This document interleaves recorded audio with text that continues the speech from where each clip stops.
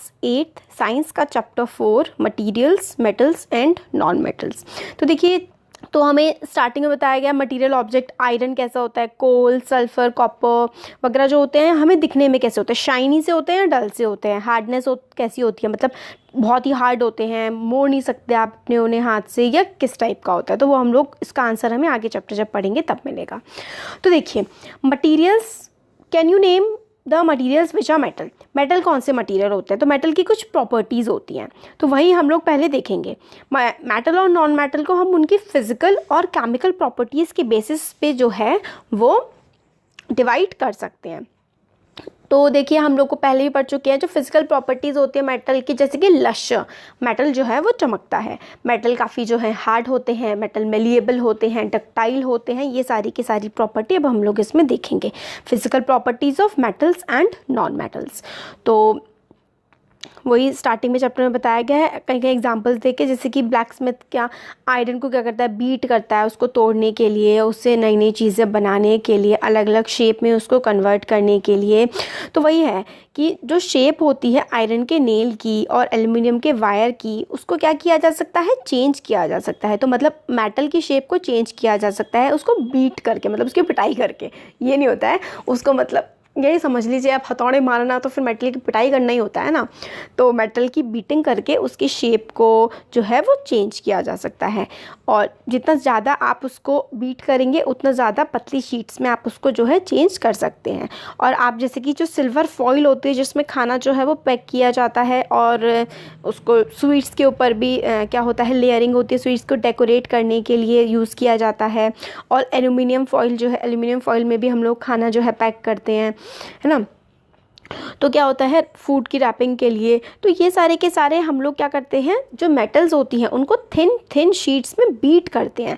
तो इस प्रॉपर्टी को हम लोग कहते हैं मेलिएबिलिटी। तो property of metals by which they can B beaten into thin sheets is called malleability. तो मेटल की प्रॉपर्टी जिसमें हम लोग उसको, property of metal by which it can be beaten into thin sheets. तो एक मेटल को हम लोग बीट कर करके पतली पतली शीट्स में कन्वर्ट अगर कर सकें तो उस प्रॉपर्टी को हम लोग कहते हैं मेलिएबिलिटी। और मेटल्स जो हैं वो मेलिएबल होती हैं, और ये काफ़ी इंपॉर्टेंट कैरेक्टरिस्टिक होती है मेटल की। अब जैसे कि अगर आप हॉट मेटल का पेन होल्ड करते हैं जिसमें प्लास्टिक ना हो या वुड ना हो तो आपका हाथ जल जाएगा। तो इससे हम लोगों को क्या समझ में आता है कि मेटल जो है वो गुड कंडक्टर होते हैं हीट के, है ना। तो वुड और प्लास्टिक क्या है, वो गुड कंडक्टर नहीं है हीट के, तभी तो जितने भी हमारे फ्राइंग पैन्स होते हैं या फिर जो हमारे एल्युमिनियम के बर्तन होते हैं उसमें क्या होता है, स्पेशली फ्राई पैन में प्लास्टिक का हैंडल लगा हुआ होता है, तो ताकि हम उस फ्राई पैन को अपने हाथ से पकड़ सके, क्योंकि मेटल जो है वो काफ़ी ज़्यादा गर्म हो जाती है, यानी कि वो गुड कंडक्टर ऑफ हीट है। और metals are good conductor of electricity also, तभी तो एल्यूमिनियम के वायर्स का इस्तेमाल किया जाता है, जो भी जैसे कि रॉड्स वगैरह होती है पानी गर्म करने की, और हमारी जो वायरिंग होती है ये सारे एल्यूमिनियम कॉपर के वायर्स होते हैं। तो ये क्या होता है, metals are good conductor of heat and electricity, ये भी हमारा काफ़ी इंपॉर्टेंट प्रॉपर्टी है। ये देखिए बताया गया है कि ये सेल है और नेल है, और अगर इसमें हम लोग नेल से क्या है, सेल के एक साइड से बल्ब को कनेक्ट करें, फिर दूसरे साइड से नेल को कनेक्ट करके जो है बल्ब में लगा दें, तो हम लोग को समझ में आ जाएगा कि मेटल्स जो हैं they are good conductor of electricity and they are good conductor of heat. ये तो आप लोग देखते ही हैं, एल्यूमिनियम के बर्तनों में खाना हम लोग बनाते हैं, एल्यूमिनियम कॉपर के बर्तनों में। और you observe that rod, iron rod, nail, copper wire, ये सब क्या है, गुड कंडक्टर्स हैं। सल्फर पीस, कोल पीस, ये पुअर कंडक्टर हैं। तो ये सल्फर, कोल क्या है, ये मेटल्स तो है नहीं। तो metals are good conductor of heats and electricity and they are malleable. तो हम लोगों ने 3 प्रॉपर्टी मेटल्स की देख ली है। अब एक और बहुत इंपॉर्टेंट प्रॉपर्टी आती है, वो क्या आती है, डक्टिलिटी। तो the property of metal by which it can be drawn into wire. तो ऐसी प्रॉपर्टी जिससे इसको, मेटल को हम वायर्स की फॉर्म में कन्वर्ट कर ले, जैसे कि ये हमारा मेटल का पीस और इसे हम पतले पतले क्या करें, वायर टाइप पे बना ले। तो इस प्रॉपर्टी को हम क्या कहते हैं, इस प्रॉपर्टी को हम कहते हैं डक्टिलिटी। मेलेबिलिटी में हम लोग शीट्स बनाते हैं, शीट जैसी फॉर्म में बनाते हैं, और डक्टिलिटी में हम लोग वायर फॉर्म करते हैं with the help of metal. तो एक और प्रॉपर्टी हमें पता लग गई, that metals are ductile also. तो यही है कि have you ever notice different in sound of dropping in iron sheet, plate वगैरह वगैरह।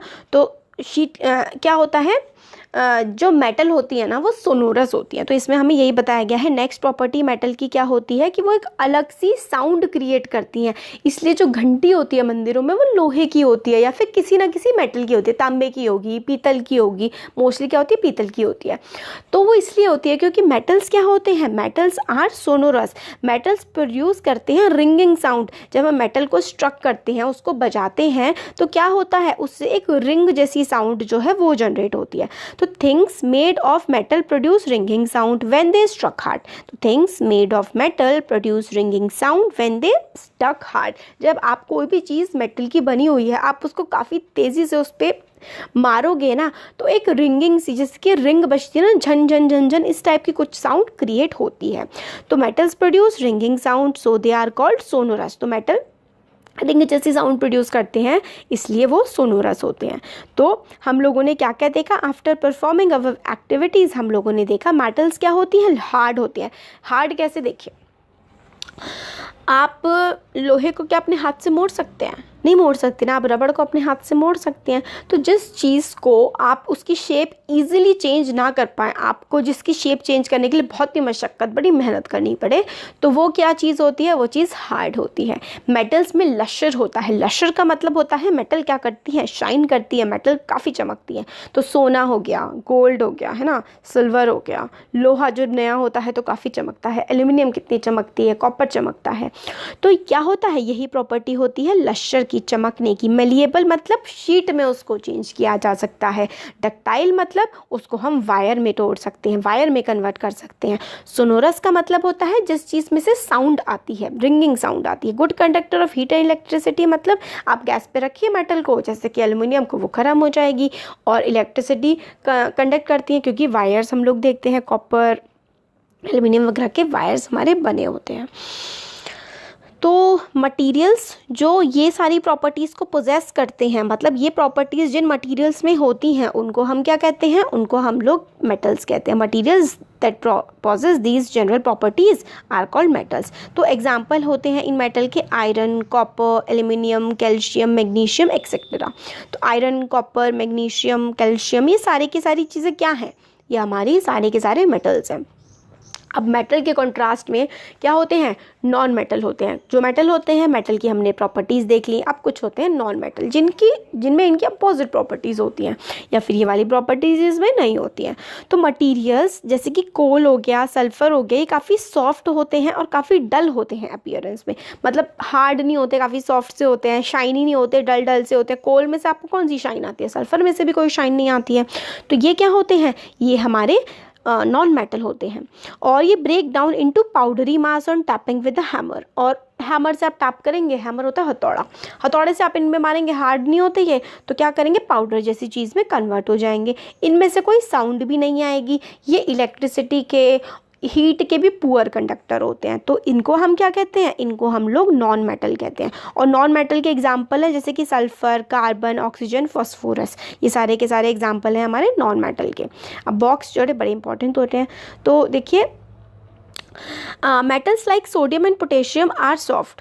अब कुछ एक्सेप्शंस होते हैं, हर चीज़ का एक्सेप्शन होता है, कुछ ना कुछ अलग चीज़ तो सब में मिल ही जाएगी।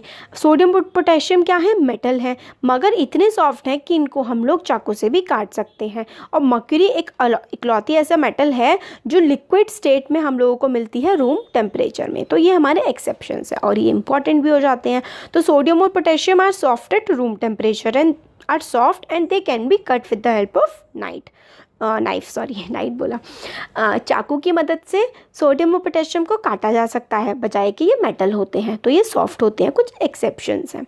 मर्क्यूरी जो है वो एक लौता ऐसा मेटल है जो लिक्विड होता है रूम टेम्परेचर पे।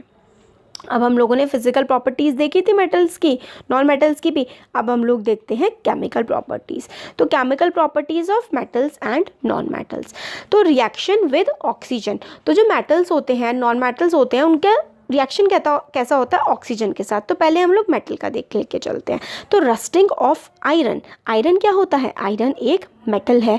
तो मेटल पे रस्टिंग हो जाती है जब वो ऑक्सीजन के कांटेक्ट में आता है। मतलब क्या है, देखिए ये वाला हमें दिया हुआ है आयरन है। आयरन का सिंबल जो है ना वो Fe होता है। आपको सिंबल्स अभी से याद कर लेने चाहिए, 10th में आपके लिए बहुत हेल्पफुल होते हैं।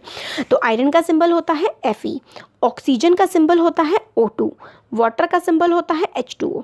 तो जब आयरन ऑक्सीजन और वाटर के कांटेक्ट में आता है तो हमारा magnesium oxide, sorry water magnesium, ये तो बाद में मैग्नीशियम का है।